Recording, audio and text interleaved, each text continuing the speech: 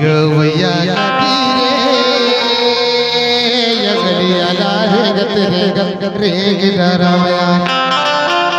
दही भटियल जमाओ चंदौरा खड़ा हाँ हाँ हाँ या झिरियाला झरत झरत झार डरो दो या पंछी चिहरियर मोला तो खाती बनी या मरही चिहरियर मोला तगा दी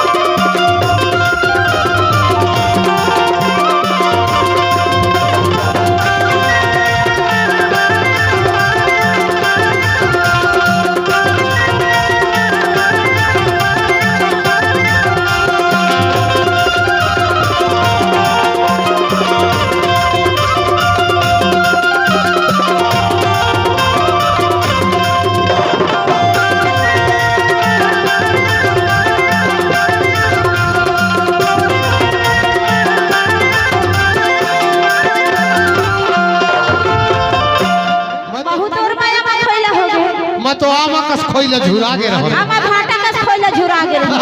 अच्छा बिल्कुल खखड़ी है गिरा हां खखड़ी ऐसे आराम खोइला ना चिकन पान से नहीं रहेगा और भारत देश के कबे खोइला है रह जा